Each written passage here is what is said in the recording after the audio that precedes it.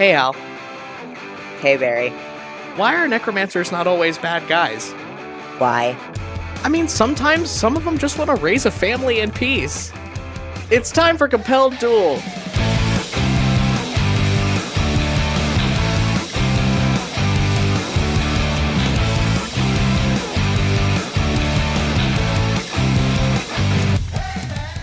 Hello, everybody, and welcome back to Compelled Duel. I'm Barry.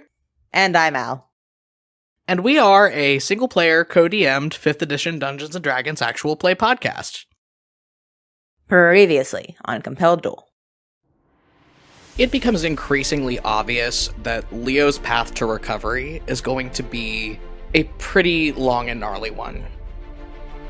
This one's clan. This is brother of mine, grandmother, and the babies. Father and I had a pretty fundamental disagreement before I went to Valcynes. It didn't go well. I'm sorry I never gave you the information that you needed to keep yourself safe. No matter how much we were at each other's throats our entire lives, I was still your big brother. I'm sorry I wasn't a better one. We train for, in common is, you could say, the games. When you say there's a prize, this prize wouldn't happen to be an amount of money that one could rent out a ship for? Last year, winner was Katya of Clan Mistfoot, she who rode the snapping turtle. She has boat. Perhaps boat is involved in prize. You ever get to thinking that maybe we're just not meant to have good things? Every day of my life. Let's keep walking. And then something really weird happens. You see the clouds start to warp in a way that doesn't make sense. You know, you saw a ship, a lighthouse, a sword, and something with wings. But that's about all you can get out of it. If we get out of here, what happens next? I guess we find a boat. We get out of here, and then we decide what both of us want going forward, which is new.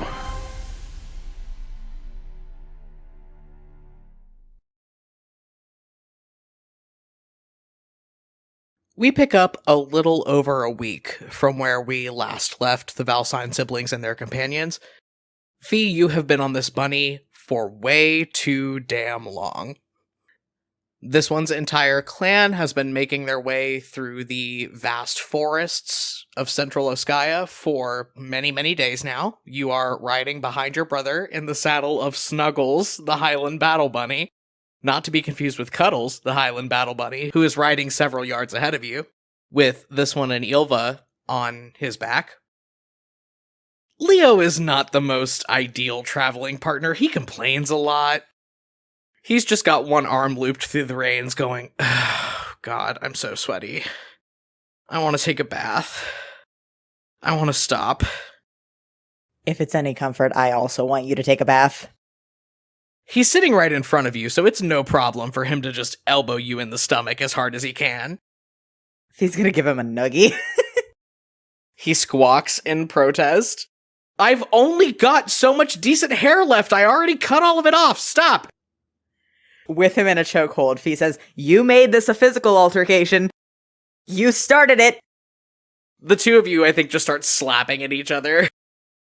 In front of you, Ilva turns around in the saddle where she's been holding onto this one's waist and goes, enough! We are almost there. You must conduct yourself with dignity at the games. Yeah, Leo, conduct yourself with dignity at the games. I'll fucking kill you. He whispers it quiet enough that Ilva can't hear him. You continue riding forward for another several minutes. The mountainous terrain that you've been working your way up reaches a peak and then dips down. And as you emerge from the tree line of this great forest of massively tall trees, you now see that you are looking down into an incomprehensibly large valley. that is mostly a clearing, and that is because most of the water and natural resources in this valley seem to be going to this absolutely wild tree that is in the middle of this valley, surrounded by a shallow lake.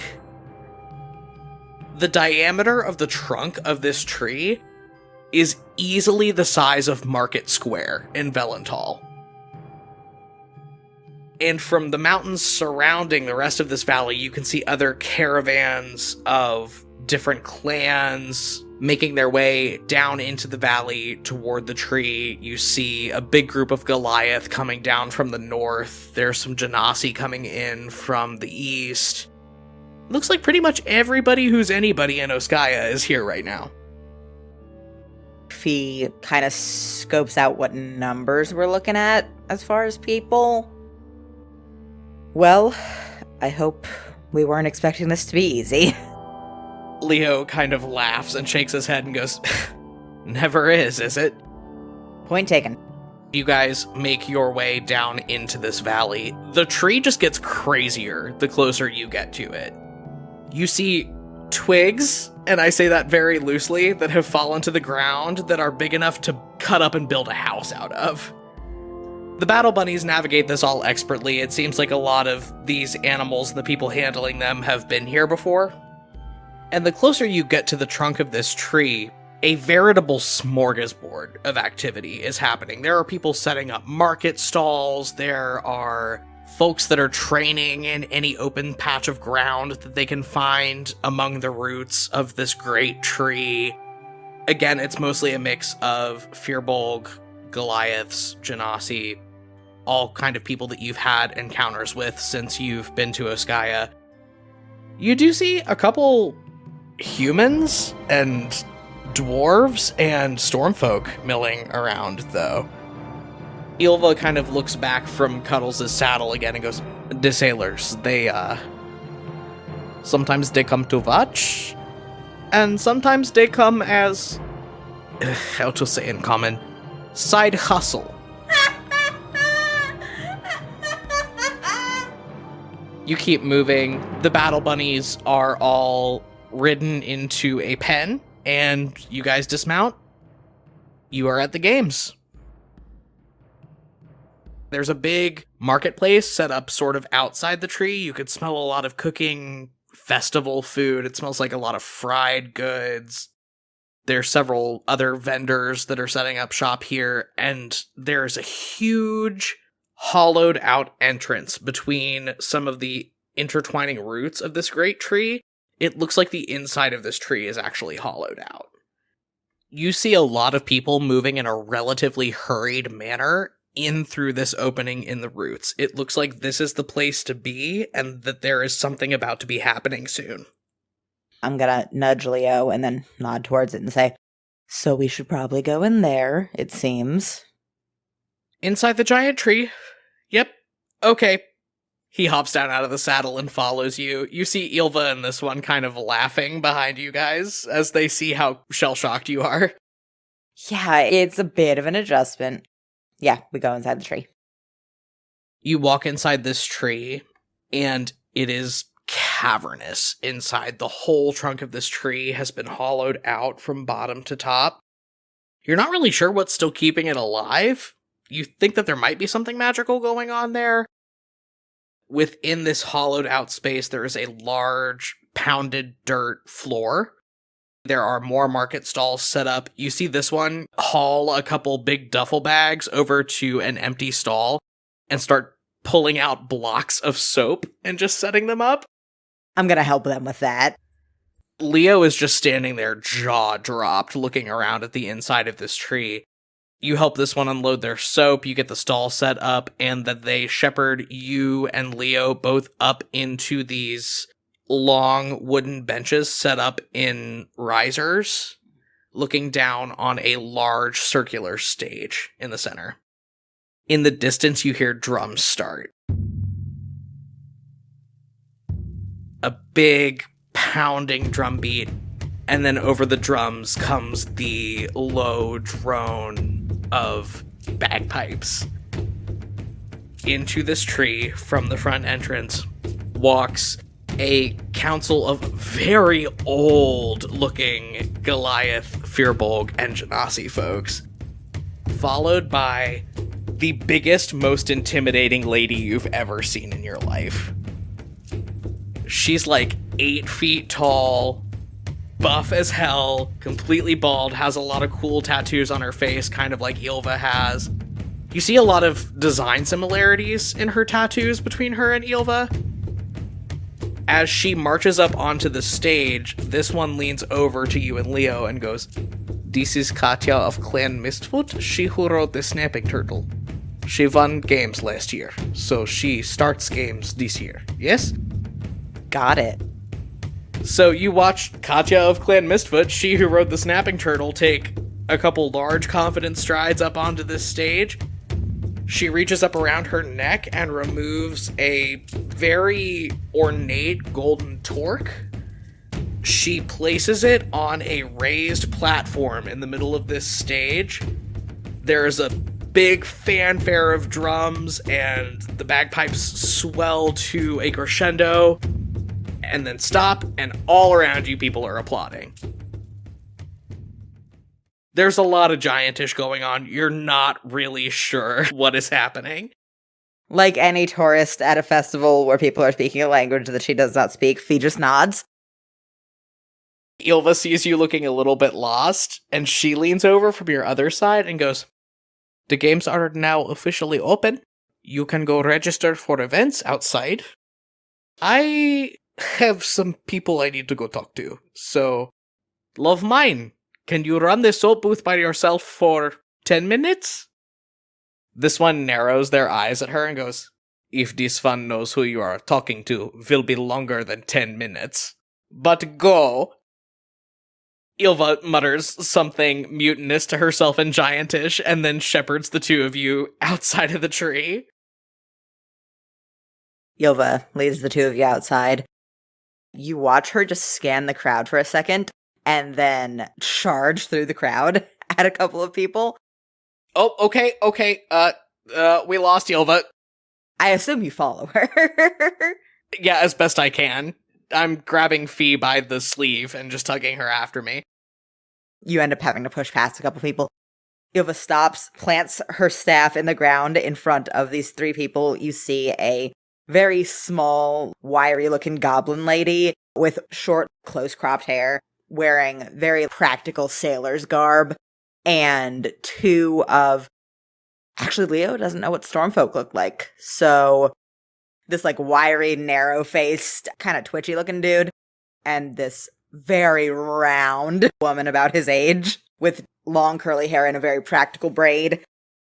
They look almost elvish, but as the light hits them, they shimmer in a kind of weird way.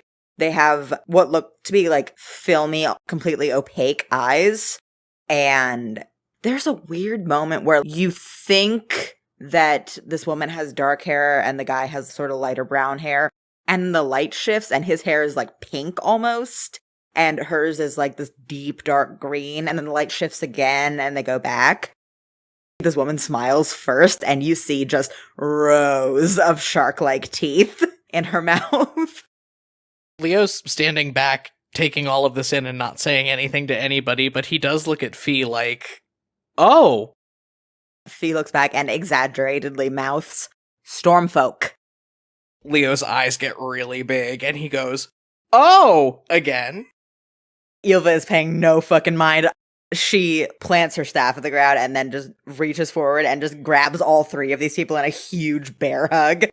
And this goblin lady, I think, starts talking first. "Ylva, how the hell are ya?"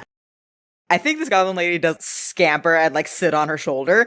This goblin lady is, like, very small. Your big experience with people of goblin heritage was Eleonora and, like, Jasper Shadestone off the council. She is significantly smaller than Jasper Shadestone. I think this woman is, like, maybe 3 feet tall. And Ylva just yells, "My friends, it is so good to see you." And then this scrawny Stormfolk dude, big grin, again, rows of teeth, says, "Ms. Skullcrusher, ma'am, were you planning on introducing the luggage?" And then he nods at you and Fee. Leo raises an eyebrow at this dude, does a very polite little bow, and says, well, this piece of luggage is Laeral Valcyne, Grand Duke of Astraria. And the carry-on is Ferora Valcyne, Grand Duchess of Astraria. Very nice to meet you. Roll an insight check. Dirty 20. As you say your last name, both of these stormfolk in front of you kind of look at each other and then look back, and there's a moment where it is clear that they know something, but they're not going to discuss it here. How close am I to Phi right now? You are right next to Phi. I reach down and grab her arm to keep her from moving any further forward as subtly as I can.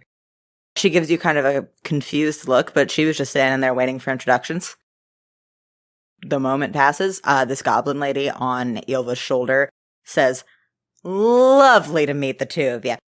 She dramatically presses a hand to her chest and says, I am Nessa Valnock of the Sewell Merchants Guild, and this asshole, and then she gestures at the Stormfolk dude, is Killian Cassidy. Don't pay any attention to anything that comes out of his mouth.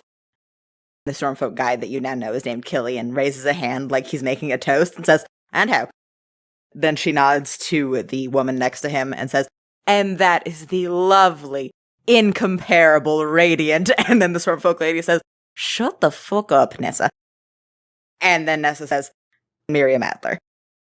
Leo is still holding Phi back by her forearm and takes a step forward in front of her.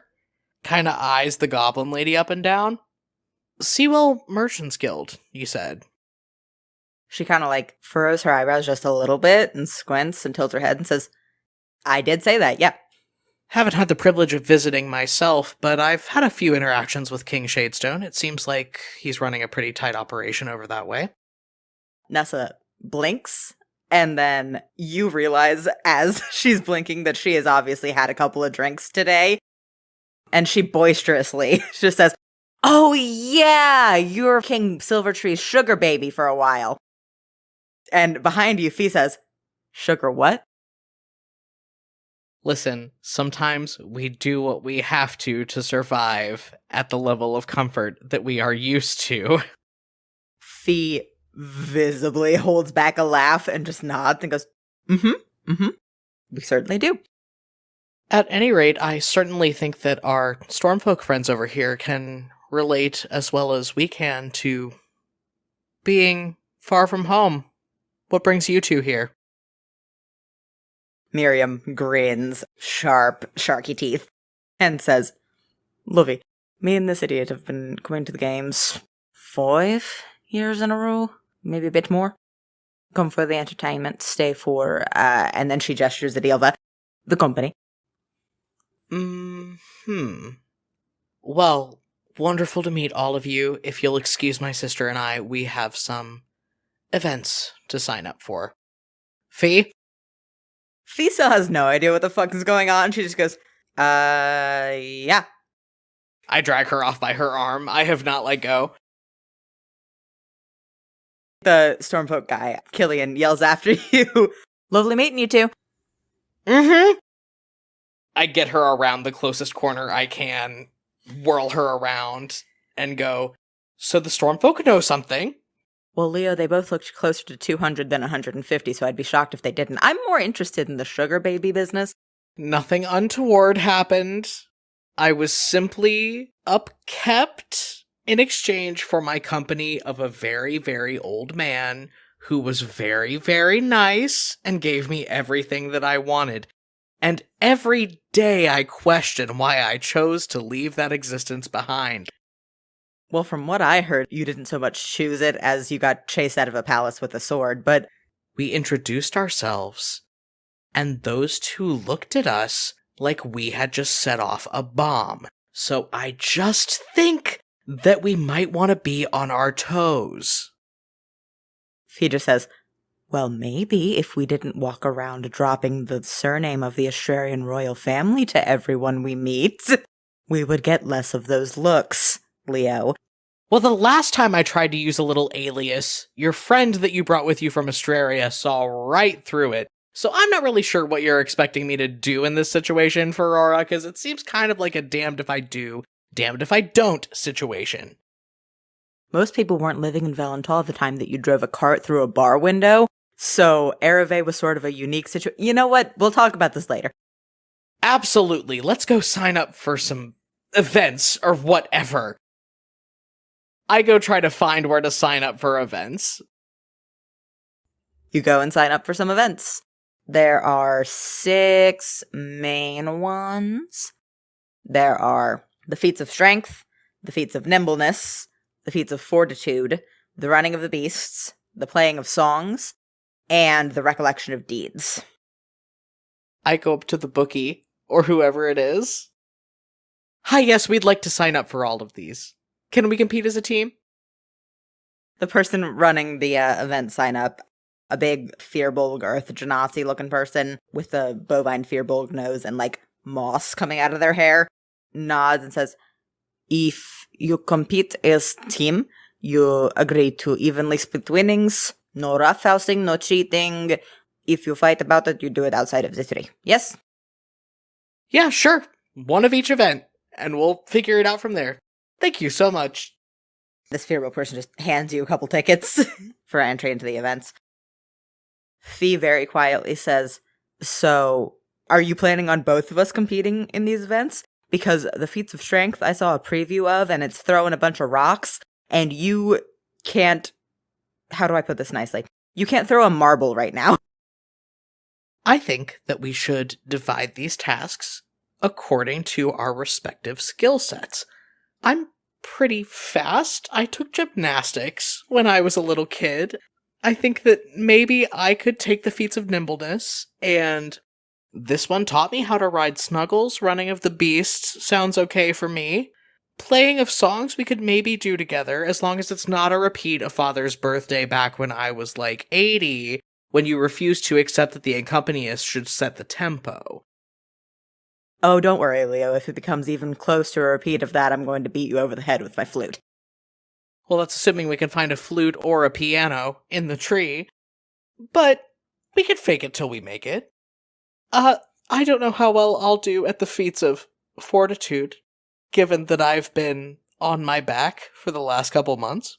But I feel like you could pick up the slack there, Phi, right? Phi sighs heavily. I don't know what the feats of fortitude are, but you'll probably be better at them than I am. And I don't really know what a recollection of deeds is, but I feel like both of us have had the most eventful year of our lives, so we should be pretty set. The fighting 3 elementals at once alone, I think we're set. Here, give me the... And then she takes the stubs for the feats of strength and the feats of fortitude. Leo checks the timestamps on all of the ticket stubs for the entry into the events and goes, "Okay, looks like you're up first.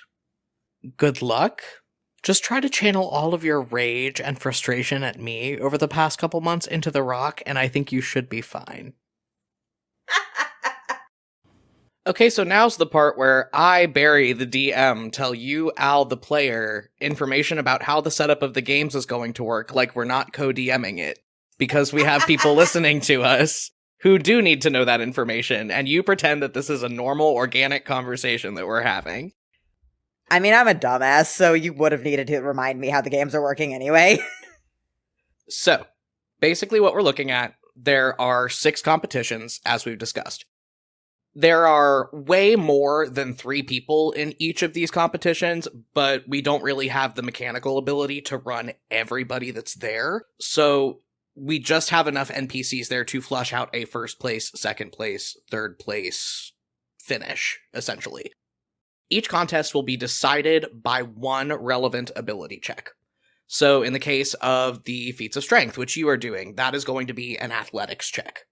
You have the ability to get first place, second place, third place, or nothing. If you roll anything under a 10, you get nothing. If you roll from a 10 to a 14, you get third place. That will get you 1 point in the final scoring of the games, and you will also get a small monetary prize worth about 25 gold. If you roll from a 15 to a 19, you will get second place, and you will get 2 points in the final scores, and a small monetary prize worth about 50 gold. If you roll a 20 or over, you will get first place, 3 points towards the final score of the games, and a monetary reward worth 100 gold. So, if you roll below a 10, if you totally beef it, you get nothing for that event. You are trying to rack up as many points as possible because that is how you win. So we have several NPCs that are also competing alongside you guys, including people like this one's brother, who we know is trying to win. So he's going to be trying to rack up as many points as he can too. Because at the end of the day, the person with the most points wins the whole games. Some of these people are just here to be in one event, get their prize money, go home. But since you and Leo are trying to win, you're trying to accumulate as many points between the two of you as possible. So yeah, that's essentially how the games work. And we said we could get advantage through things like Phi using her magic in this next event, right? Yeah, I would say that if you want to hit your rock with a thunder wave like you did back in the training montage that you did with this one's brother, yeah, I would say you could have advantage. Nobody else is allowed to help you. So, like, if you're in the ring for something that Leo's not signed up for, you can't get help from him. But you guys are signed up for a couple events together. And in that situation, you could give each other the help action. Okay, cool. Okay, so with that parting word of advice from your brother, you walk over to where people are lining up inside the tree for the feats of strength. The round wooden stage from the opening ceremonies has been cleared out, so it is just an open dirt floor. There are several very large boulders dotted at intervals along the ground, and in the distance, some measuring lines laid into the ground to see how far people can throw them. You step up into line, and on one side of you, this one's brother closes in, gives you a good-natured clap on the shoulder that hurts a little bit, and on the other side of you, Miriam Adler, one of Ylva's sailor friends, the kind of short, round one with the dark curly hair. She steps up, winks up at you, and says, "Mind you don't break a nail, your worship. These can get pretty heavy." Phi grins super wide, and she says, "Despite appearances, I have a bit of an arm on me." So I'm rolling athletics with advantage? Yes, if you are using the Thunder Wave to assist you with throwing the rock, you may roll athletics with advantage. That's an 18. Alright, so that will qualify you for second place. One thing I did forget to mention in our little rules breakdown is that if you tie for a placement with one of the other NPCs involved, it goes to sudden death, which is not factoring in any modifiers or anything. It is just opposing d20 rolls, and whoever gets the highest takes the higher place. You get a hand under this rock, as low-key as you can, blast it with the Thunder Wave. It's not exactly subtle. There is a loud boom of thunder.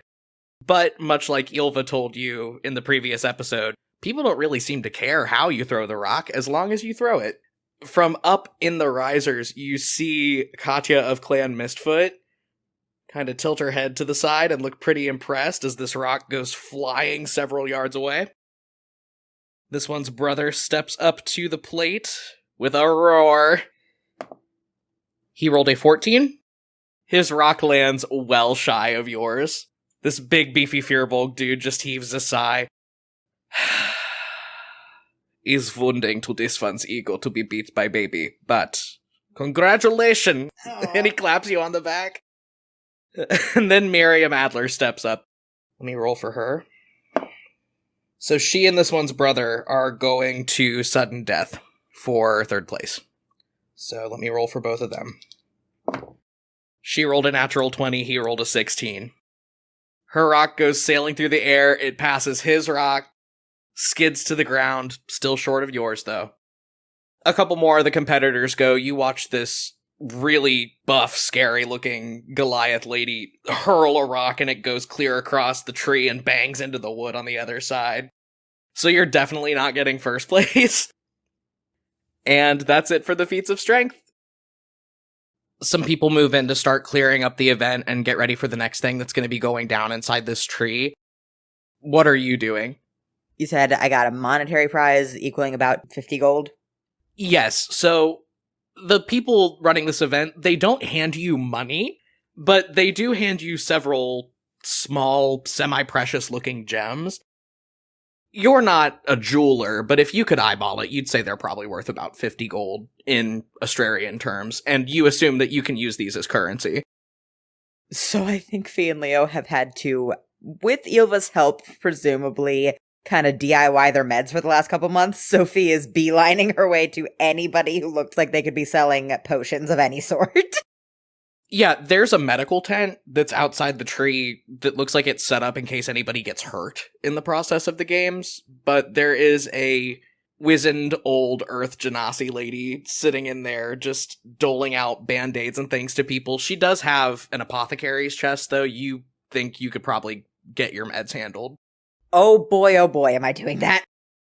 Are you grabbing some for Leo while you're here? Yes, I'm not going to make him sweat it out. It only costs you like one shiny rock a pop to get these potions made. It's not super expensive. Is there a possibility I could also get healing potions from this person, since Leo is no longer using magic? That is a really great idea, and one that I do recommend. However, your monetary prize was only worth about 50 gold. You spent 2 of that already on your medication, and the player's handbook says that 1 potion of healing costs 50 gold. Ah, yes. The harsh realities of the medical system. Okay, then yeah, Fee's gonna leave this healing tent and then head off to find Leo. You run headlong into both of the Stormfolk sailors on your way out of this tent.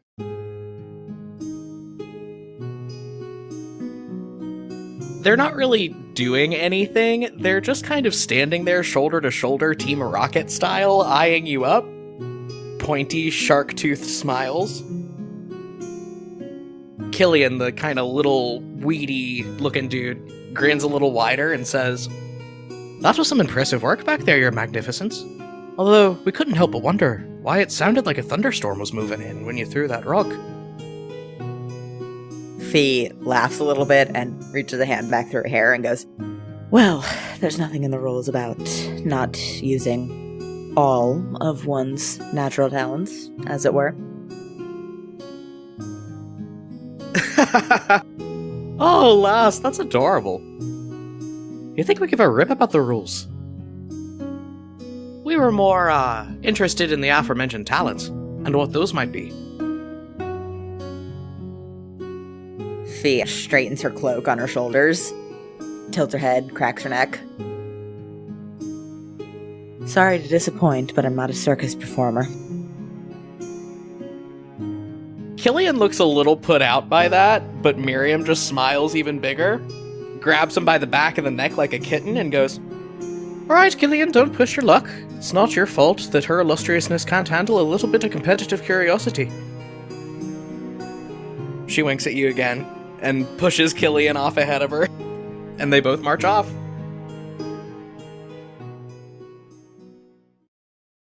Leo, what are you doing? You just minding your business between events? I go watch Fee, and I try to make a sign to support her. If I can find a big piece of paper, I'll make like a Go Fee sign to hold up in the crowd. Yeah! I steal some wrapping paper from this one's soap booth, and write "throw that rock" on it in really big elvish letters, and just hold it up in the audience. So you watch Fee win second place at this event. She kind of disappears into the crowd right after the event. And then you feel a tap on your shoulder a few minutes later. You turn around. Fee is visibly perturbed. I mean, in other news, a bear shits in the woods. She is glowering. She doesn't seem to be mad at you, but she's a little irritated. She just hands you a potion bottle, says, "Alright, so this issue's taken care of." Oh, is this? Yep. Fuck yeah! Yeah, I take my meds. Fee just kind of like pinches the bridge of her nose as you do that and says, "If you manage to win this next one, we can probably get some healing potions, which would be good. Since the only person we know who has any healing spells is Ilva, and we will be shortly departing her company, if all goes well." Fair enough, I think that's an accurate assessment. I will try to win the thing. I don't know what the thing is yet. Have you seen what the thing is? As you're saying that, roll perception. Very good, 25. You see, behind Phi, people are setting up what looks to be an obstacle course. Okay. No, you know what? I can do this. I'm gonna hype myself up. Alright, I've spent my whole life training, sneaking out of castles for this. I got this. I'm small, I can get in the nooks and crannies that the others can't. I have a plan of attack. This is gonna be fine. Phi says, you know, there's this weird phenomenon when you talk where the more overconfident you are about something, the more dread I feel in the pit of my stomach.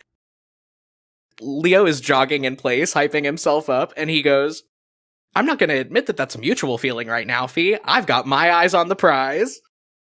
Phi just fully puts her head in her hands and says, okay, well, there are 4 more events. Before you go, much as it pains me to admit it, I think you may have been right about Ilva's friends having an issue with us. That's extremely unsettling. Let's backtrack to the you were right and just run it back one more time, please. You get it once, don't push it. Alright, well, most gratifying moment of my life aside, I think we should try to stick close to each other and stay out of the competition's way. That seems like the most effective strategy to get out of here, both with what we want and alive. Yeah, neither of us getting killed. Probably a good idea. And then she claps you on the shoulder. She is visibly tense. She says, go get him, tiger. Okay, you know what? On second thought, don't encourage me. It's weird. And I go walk over to the starting line. Lining up next to you, you see this one's brother, who is just out to win this whole thing. He is stretching, doing 7 a.m. in the park type calisthenics, getting limber. And on your other side, you see Killian Cassidy just, like, slowly stretching his back. Leo gets into line in between the two of them, looks back and forth, and goes, am I the only one that stretched this morning? Immediately, they both just start yelling at you. This one's brother says, this one must be in top form. This one will win. And then on your other side, Killian says, just you wait, lad. 870, you start getting out of bed in the morning with your spine sounding like an out-of-tune lute. You'll understand. Leo turns over to this one's brother when he screams that he will win, nods, goes, how's that working out for you so far? And then turns back to Killian and goes, sorry you're old, let's go. I'm gonna roll to see if Killian trips you. He doesn't. You can't catch me, I jump over his foot. Okay, roll me a goddamn acrobatics check. Oh god. And here we see Laeral Valcynes' trademark hubris once again come back to bite him in the ass. I just can feel the nat 1 in this die right now. I can feel it. 11. Total? Total. At least I got something. Killian rolled a 15, so he's gonna take second place. This one's brother, again, just gets like 4th place. You take off like a shot over this obstacle course.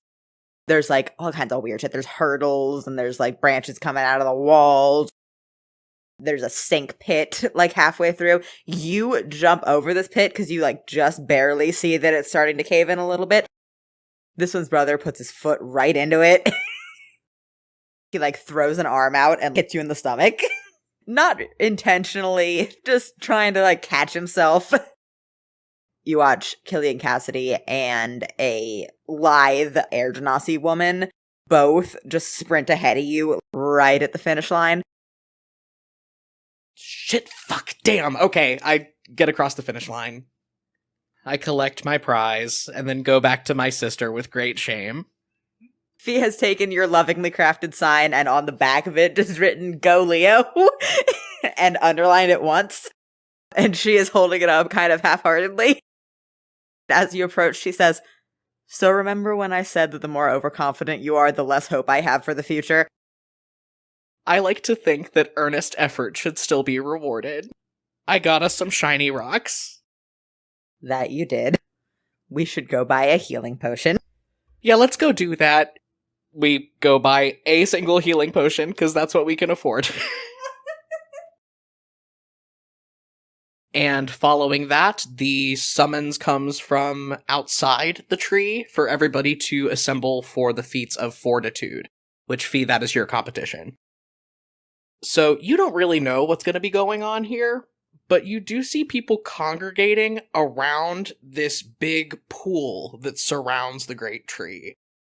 You see some of the competitors lining up. They look like they are all dressed to go in the water.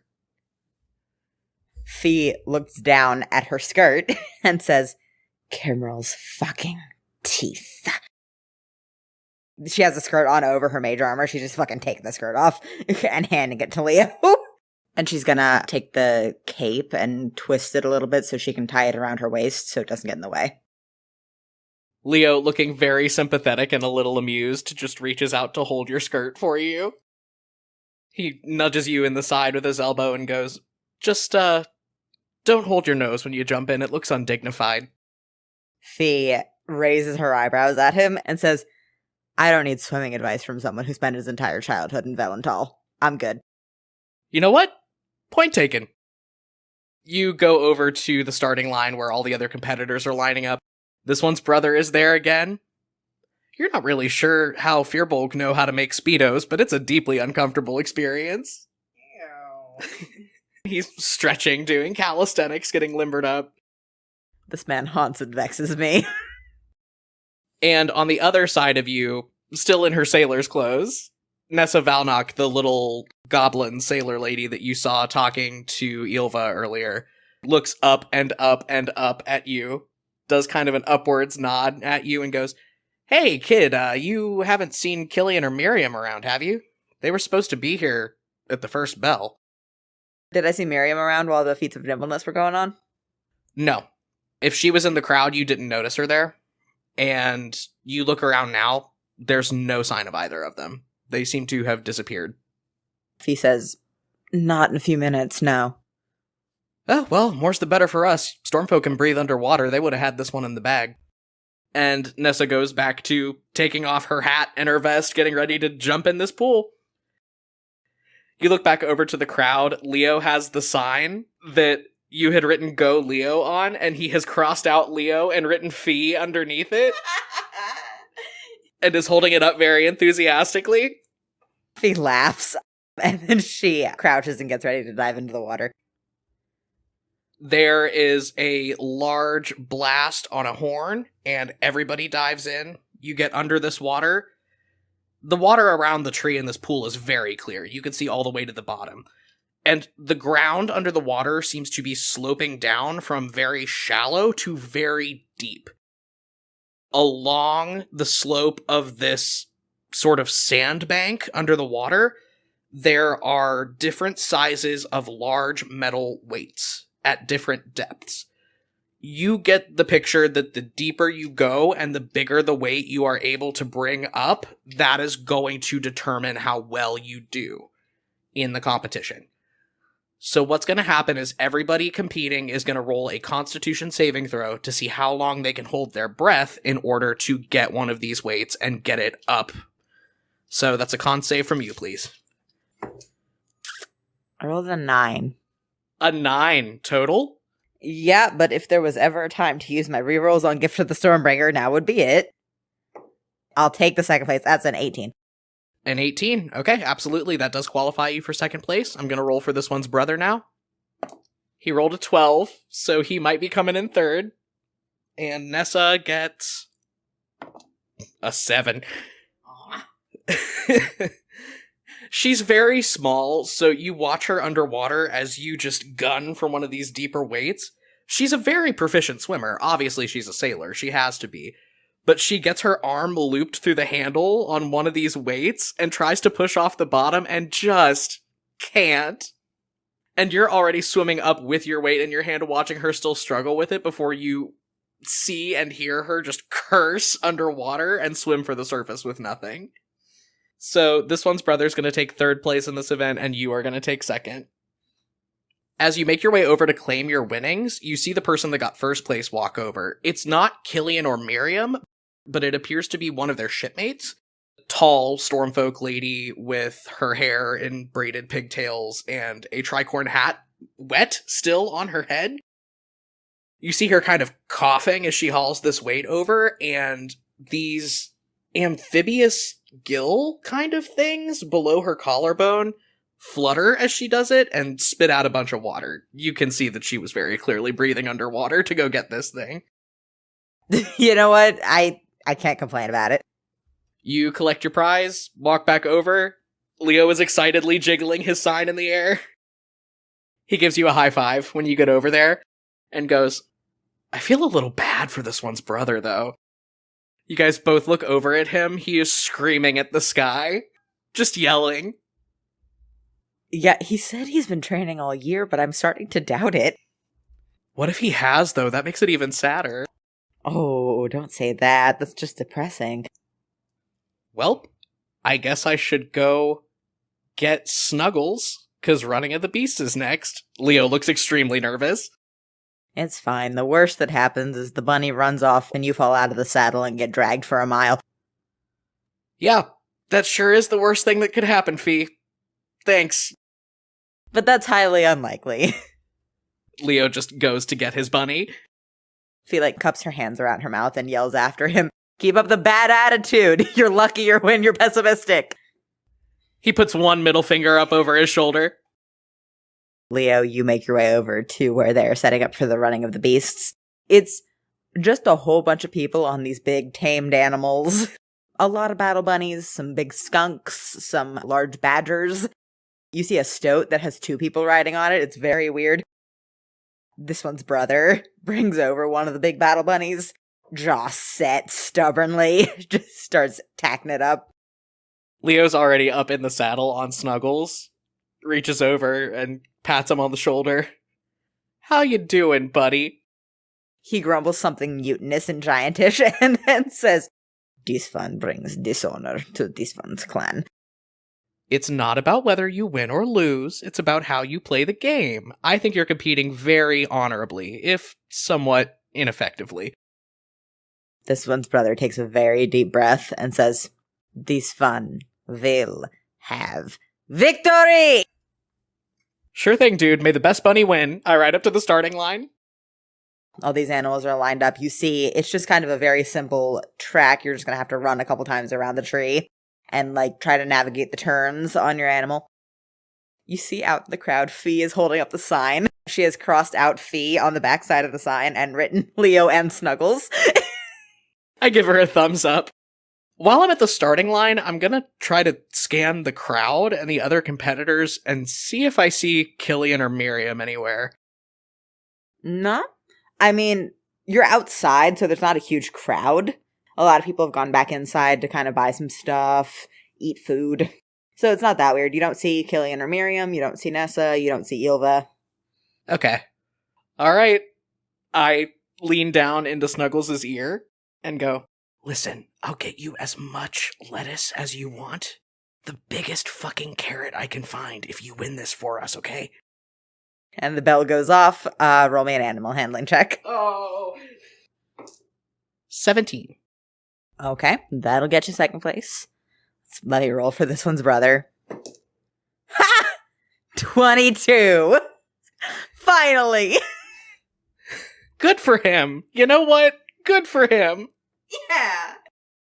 You're doing the rounds of this tree. Slowly, ever so slowly, this one's brother's battle bunny pulls ahead of Snuggles. You hear him yelling in giantish, and the bunny skids across the finishing line about a head's length ahead of Snuggles. He hops off the bunny, just starts yelling victoriously, arms up. He gets totally fucking slammed by all of his gym bros, just in a crowd. As a mass, they converge upon him. You know that thing that, football bros do when one of them scores really good? I don't know sports. Where they just go, huh, huh, huh, huh. Oh, I'm deeply uncomfortable around jocks. I'm gonna go find Phi. I just yell, good game!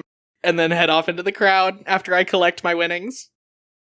As you go through the crowd, you can see Phi, bouncing on the balls of her feet, just holding the sign up. I still have Snuggles with me. I'm just leading him by the halter. Give the good boy his pets. Snuggles came through for us on this one. Phi does grab Snuggles the bunny by the ears and just, puts her face fully into the fur on his face and just goes, "Oh, good boy. You did so good." Now do me. She lets go of Snuggles and then she just spontaneously hugs you. I didn't expect that to work. I'm very excited. Yeah, that's the first time Phi's ever hugged him. Leo blinks and looks very taken aback, but sort of awkwardly pats her on the back. Yeah, frankly, I didn't expect it to work either, but I'm really happy for this one's brother. He deserved a win. You pat Phi on the back. She, immediately snaps back out of the hug, looking very awkward, and goes, "That was awkward and ill-advised. I'm still very excited."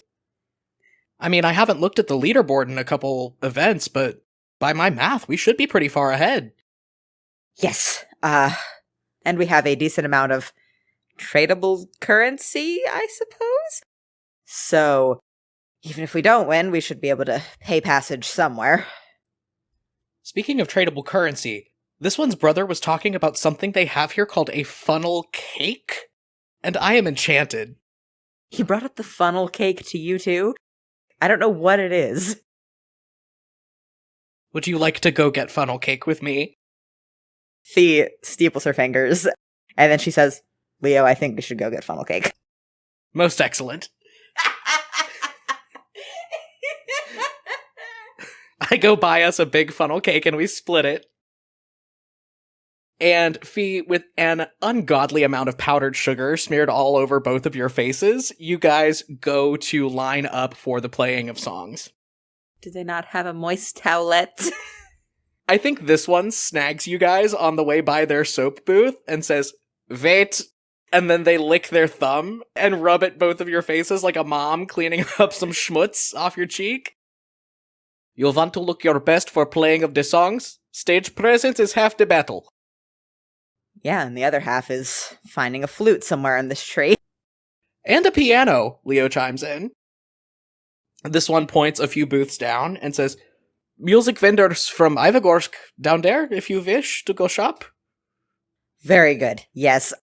Phi just starts counting out semi-precious stones and goes, Probably we could buy instruments. We'll be fine." Yeah, I don't think we're gonna find a piano. Leo looks a little uneasy. I mean, it's been a while since my last harp lesson, but I can fake it till I make it, if we can find one of those. Phi pats him on the back and says, "Confidence. Confidence is key here." But you said when I'm confident, bad things happen. Yes, but this is both of us doing something, and if I'm not overconfident, I am going to fall on my face. Yeah, okay. Accompanist sets the tempo, soloist sets the confidence level. Come on. You guys wander down to this music booth. Alright, so I looked in the player's handbook to find the official prices for different musical instruments, and Phi, you're probably going to get to lord this over your brother for a while, because your flute's only going to cost you 2 gold pieces, but for him to get a lyre, which is a small harp that he can play, it's going to be 30. So you guys spend your 32 gold and get some instruments, and go to the holding area for the people that are getting ready to go up and do the playing of songs. Miracle of miracles, wonder of wonders, this one's brother is standing there, holding a tambourine, looking unconfident for the first time in his life. But then you see Ylva walk up next to him, and she has this big clay ocarina-looking thing under her arm, and just pats him on the back. She sees you two and waves, and says, "Hello, we are competing as a team for this event only, because I do not want to watch my brother-in-law humiliate himself entirely."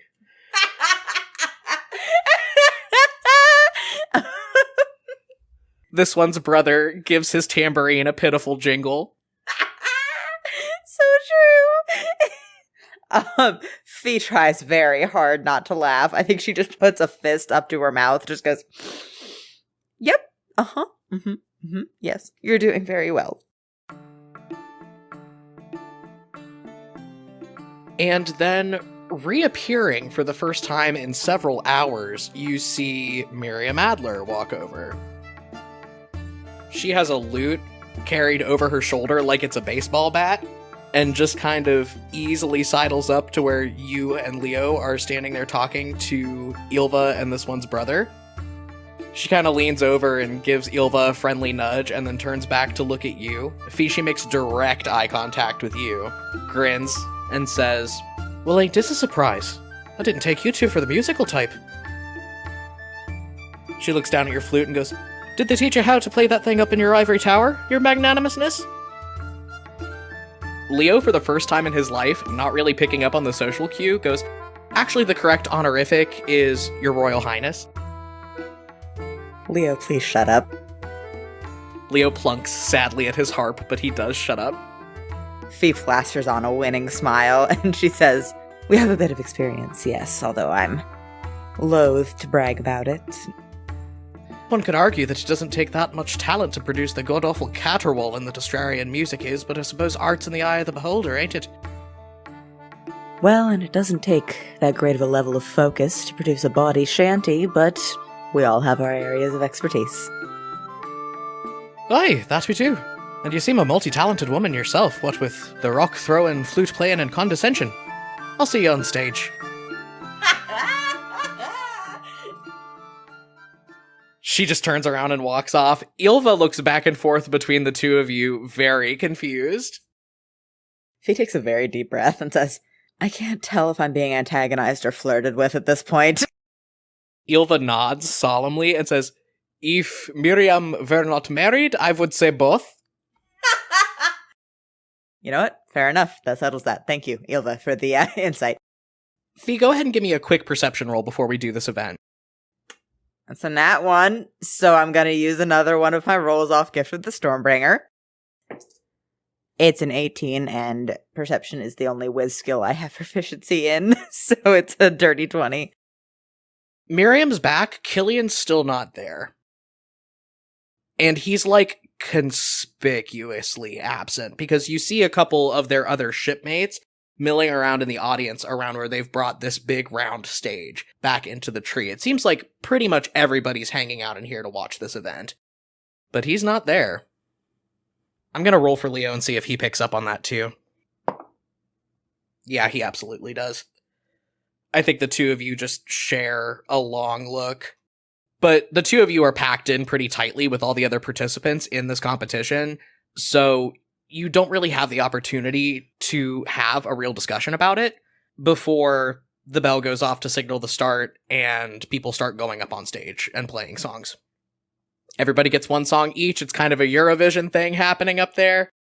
This one's Brother and Ylva go up on stage.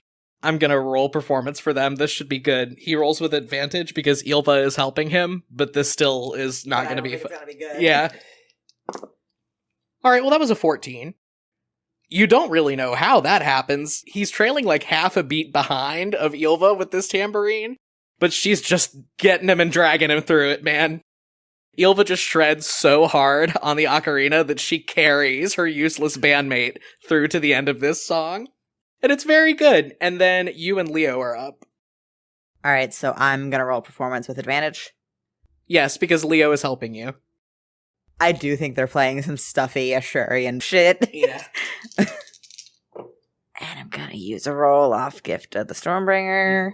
It's my last one for the day. Okay. That's a 24.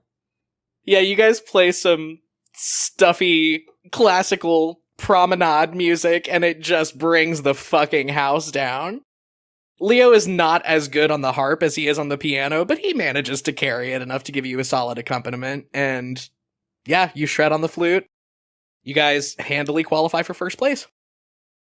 But we will see, because Miss Miriam Adler is up next. She's not tall enough to shoulder check you on the way by, so she shoulder checks Leo instead. Gets up to the top of the stairs, does a performative curtsy at both of you, and then whips out this lute. And let me roll performance for her. She rolled a natural 20. This lady gets up on stage, whips out this lute, plays the sickest sting lute riff you've ever heard in your life, and launches immediately into the bawdiest fucking sea shanty about two pirates, a lifeboat, a desert island, and some very creative wordplay on the word booty. And everybody in this tree is on their feet by the end of it. She just absolutely rocks the place. So that's 2 qualifiers for first place. Unfortunately, because of the rules we set up, that nat 20 doesn't really give her any extra advantage. We are going to sudden death. So you're going to roll and I'm going to roll. And the highest roll on the d20 takes first place. I rolled a 7. I rolled a 2. Okay, so she's going to take first place. That means that you guys get bumped down to second. But hey, second place still puts you in the lead for the games with 9 points. So you guys are doing pretty good. Leo reaches up for another high five on the way off stage. Phi high fives him super enthusiastically. Phi is just having a good day and therefore has forgotten how awkward physical contact with her brother is. Yeah, you guys got your asses handed to you a little bit at the end there, but you're still doing okay, and you still did a good job. And it was kind of fun playing music with your brother, now that you weren't actively trying to kill each other during the process. Yeah. So that's another 50 gold. We're in the lead. So the only event left is the Recollection of Deeds. Phi is super jazzed. She is bouncing a little bit. She goes, I'm going to go buy more funnel cake. I'm having fun. Who are you and what have you done with my sister? I'd be really mad that you said that, but yeah. All right, can you get me one of the funnel cakes and also one of the things, the breaded meat on a stick, the fried thing that they had? Yes. Okay, I'm gonna go help this one with the soap. Yeah, I'll meet you there. And she just nods to herself, bounces a little bit, and then goes off into the crowd. Roll me perception. That's an 18. That'll do it, just barely. Leo, as you're moving through this crowd, you hear... It catches your attention because it sounds almost like Elvish. Not quite, but close enough that you can understand what's being said. Miriam and Killian are kind of behind a booth, and with that perception check, you get kind of close enough to overhear them without them seeing you. You hear Miriam saying, Look, I don't like it any better than you do. But if Katja goes dragging the Astrarians into Stormfolk waters right now, with everything that's happened, you know who will come to collect them.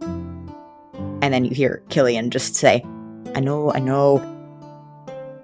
Miriam says, if we don't want that kind of fight on our hands. And Killian interrupts, which we don't, for the sake of the fleet and of every defenseless person on the Isles. Miriam says, we need to be a step ahead, alright? Someone has to tell the captain about this. Leo frowns and tilts his head to the side, and then plasters on a big, fake, politically winning smile and takes a step around the corner of the booth. Hey, you two. Miriam, great job in the playing of songs. I had no idea that music in the Zephyr Isles was so... verbose. What's going on? We enjoying the festivities? Roll insight. 21.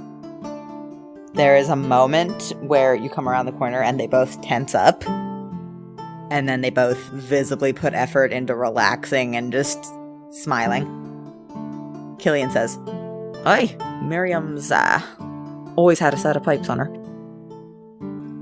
Well played and well won. I was just wondering, I couldn't remember, what fleet did you two say you sail under again? They look at each other and laugh. Miriam says, It's just the fleet, boy. The what fleet? She frowns and shrugs and goes, It's just the fleet. Interesting. Well, I suppose we'll see you two at the Recollection of Deeds. It's getting a little tight there on the leaderboard. Just wanted to let you know, no hard feelings when we beat you. I suppose we'll see if we look over our shoulders. Sure thing.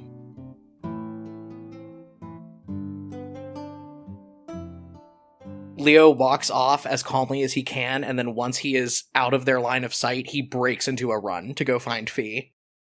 You find Phi in front of this one's soap booth, still bouncing. She is slowly picking apart a funnel cake as she is relating the day's events to this one. Hey, we need to talk before the event. Now. Oh, okay. Yeah, sure. And she lets you lead her away. Yeah, I'm gonna take her outside, as far out of earshot of anybody as I can get. Okay, so something really weird is going on with the Zephyr Isles. Phi frowns a little bit. She says, something weird's always going on with the Zephyr Isles. What? I just overheard our new friends talking about preventing us from crossing into Zephyr Isles water space at any cost, because apparently something bad is going to happen in that eventuality. Oh, okay. We just won't cross into Zephyr Isles water space then, I suppose.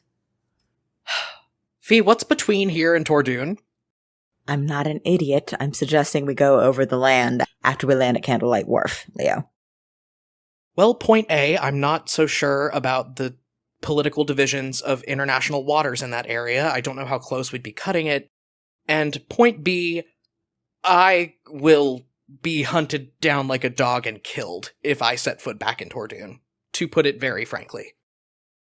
Then what do you suggest we do, Leo? Well, Killian and Miriam are already talking about escalating whatever this is to the higher-ups. I would think that preventing them from doing so should be our second priority after getting the hell out of here. Or maybe we just keep our heads down and hope for the best. I just figured you needed to be fully appraised of the situation. Phi frowns and says, I appreciate that. I don't think drawing further attention to ourselves by preventing the two of them from speaking to their superiors is the best idea. I think we'd have an easier time trying to smuggle ourselves through Tordoon, if you want the honest answer. Leo curses and runs a hand back through his hair. Okay, so if we want to take a land route, any way out of Candlelight Wharf is going to go through Stoutwood territory, which would be exceedingly dangerous for reasons I don't have time to discuss. If we can get as far as Lockham, I have some connections that can get us up into the mountains, and a place we could stay with someone who won't be very happy to see me until we can make our way back to Vogvoldur. But it's the leg between here and Candlelight Wharf that's going to be the trickiest. I say we keep our heads down. Worst comes to worst, we can bribe some people to keep quiet. With our shiny rocks, yes. Do you have a better idea? No, stop reminding me that I don't! Then stop shooting my ideas down. Kimrel's rattling metacarpals. Okay, let's just go talk about killing some elementals. Let's win this thing. Let's get the hell out of here. Absolutely. And you head off to the Recollection of Deeds. As you're getting there, this one's brother goes up on stage, and he pulls out from just this huge sack that he just drags on stage a clump of fur and a tooth from some ginormous animal. And victoriously he yells, "This one has slain a raccoon." There's just cheering from the crowd, and he just bows, and then he rattles off something long and grandiose sounding and giantish. Everybody in the crowd who speaks giantish cheers as he's going. And then he bows again, and he steps off stage, and I'm gonna roll history for him. And that's a 22, yeah, bud. Man, how deadly was that raccoon? Quite, it seems like. The tooth is large. It is the size of his hand. Nessa takes the stage. She pulls out a huge, fish skull that has been carved into, scrimshaw. It has just been carved into images of her chasing and then spearing this big fish. She's 3 feet tall. Oh yeah, the skull is the size of her. The last image has her just putting a knife into its eye. It's very badass. Leo leans over to Fee and goes, I've heard of big fish stories before, but this is a little ridiculous. Fee groans. And I'm gonna roll Nessa's history. Yeah, Nessa did really good killing this fish. She's not a great storyteller.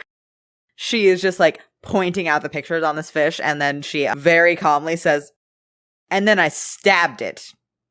And she waits for applause, and she says, in the eyeball. And there's scattered claps. She got an 11. It wasn't good. And then Killian and Miriam take the stage.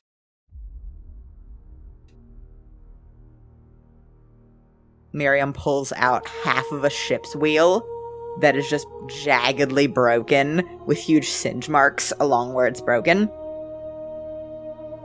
And starts to tell the story about her and Killian having to pilot a ship together out of a lightning storm after the captain of their ship was knocked unconscious. There is a lot of weight to the way that she talks about this storm. Roll insight. 23. She is talking about the storm almost like reverentially and lovingly and admiringly. As she's telling the story, next to you, Fee sways a little bit on her feet, and she is listening intently. They keep telling the story, just this building tension of trying to get the ship to the eye of a hurricane, as they were buffeted on all sides and the lightning was coming down on the deck. I'm gonna go ahead and roll history for them. I'm gonna roll with advantage, because Killian is giving Miriam the help action. That's another fucking nat 20.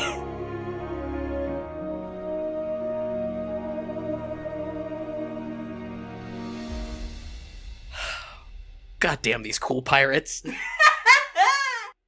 Okay, well that means one of us needs to roll above a 20 to take it to sudden death, or they're gonna beat us. Like, in the whole games, they're gonna beat us. They're gonna have more points. Fuck me. Okay. Are we up? Yep. Okay, +3 to int. Don't fail me now. I'm gonna get up and start into the story about the elementals and the portal. As you start speaking, the intimidating Goliath figure of Katja of Clan Mistfoot, she who rode the snapping turtle, very gravely intones, "Where is your proof?" I'm sorry, our what? "You have no token of this deed." Well, yet the broken bodies of the elementals were a little hard to haul down the mountain. We do have witnesses to corroborate. This one, Ylva, he says, through clenched teeth, looking over to the side. Ylva does speak up, and she says, "We have witnessed this deed." And Katya says, "Witnesses can lie. We need trophy." God, we don't have anything. Nope. In a last desperate bid to stay in the competition, Leo takes his shirt off and shows everybody his scars and starts talking about the giant crocodile fight. Again, Katya just says, "Scar is not token of victory." So, what? Where? You are disqualified from the recollection of deeds. Shit. I look over at Fee, just panicked. Fee is standing there wide-eyed. She opens her mouth, closes it. Her hands, like, flutter up around her head. She looks back at you. She goes, "What do we do?" Leo pulls her down off the stage. Okay, quick assessment. Unless there are any other elementals that are going to fall from the ceiling for us to fight and have a physical recollection of our fight with, we're up shit's creek. I mean, Miriam and Killian are going to win. They're going to get the favor.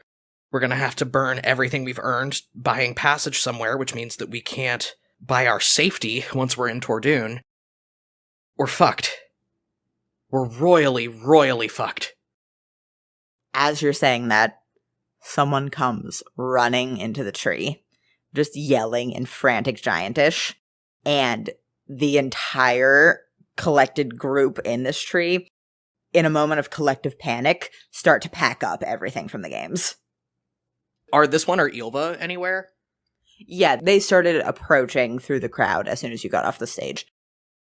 Everybody that doesn't speak Giantish obviously doesn't have any idea what's going on, so you see a lot of people, like, checking in. Killian and Miriam and Nessa and this one's brother all come off the stage. Phi turns to Ilva and says, What's going on? And Ilva says, big kids. Aw. No, it's very dangerous. We have to go. Go? I mean, so what, this has all just been a waste? It's over? The games are over? We will reconvene tomorrow after Ket has moved on. Wait. As you say wait, Phi says, oh no. I look over at this one's brother. I point at him. You are a man of honor, yes? This one's brother looks a little offended and just, like, raises his arms, pounds on his chest a little bit, and he goes, Of course this one is man of honor. How great of a deed would it be if someone were to slay this cat? He looks like he's thinking for a second. He goes, would be greater deed than slaying a raccoon? All the answer I needed. Phi, you game? To go fight a giant cat? Well, we fought a couple giant crocodiles and nobody died. Phi hesitates for a second. She says, point taken. Yeah, you know what? Fuck it.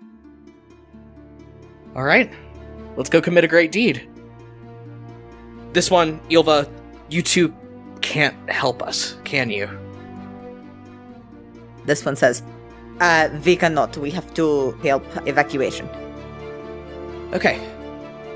2 little elves versus 1 big cat. I'm afraid to sound overconfident, but we face down worse odds, right? Phi groans loudly and says, why do you say things? We're gonna get fucking killed. I start running for the mouth of the tree to see if I can get a visual on this cat as people are running away. You see, stalking close to the tree, this massive, silvery gray crag cat. It is, I would say, a good 20 feet tall at the shoulder. Oh. That's a big cat. It stops, and its jaws hang open for a second. And you see its razor-sharp, giant teeth gleaming in the sunlight. And Phi, at your shoulder, says, yeah, I think we got this.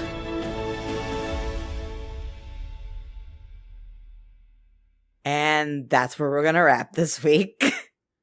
I'm so tired of fighting giant, horrible animals.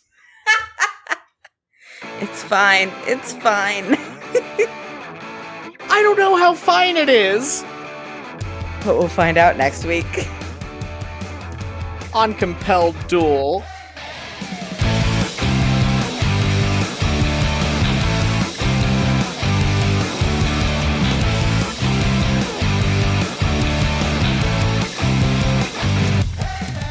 Hey everybody, Barry here with the postscript, just clearing up a couple housekeeping things here at the end of the episode. As always, I'm going to go ahead and plug all of our social media pages. You can find us on Twitter, Tumblr, and TikTok at Compelled Duel. You can also find us on TikTok at Compelled Duel Audios, where we post audio snippets from the show. We have a lot of other cool stuff that you can access if you feel like it. We have an official website, an official Spotify account, all kinds of cool stuff there. You can find all of that linked on all of our social media profiles. If you're interested in supporting the podcast, we ask that you consider heading on over to patreon.com/compelledduel. That's where you can get a lot of access to our patron benefits, such as early access to episodes, access to exclusive Spotify playlists, and even things like handwritten wax-sealed letters from your favorite character every month. If you'd be interested in supporting the podcast in ways other than pledging to our Patreon, we ask that if you listen to us on Apple iTunes, you go ahead and leave us a rating and a review. That's going to help us get promoted to a wider audience and grow our listener base. Additionally, as always, word of mouth advertising is the greatest tool that we have available to us right now. If you're enjoying what you're hearing on the podcast, just go ahead and tell 3 friends about it. And if they like what they hear, ask them to tell 3 friends as well. Our next episode is going to be dropping on Friday, July 9th, 2021. Or if you are a member of our Patreon, you will get early access to that on Thursday, July 8th. Thank you guys so much, and we will see you next week.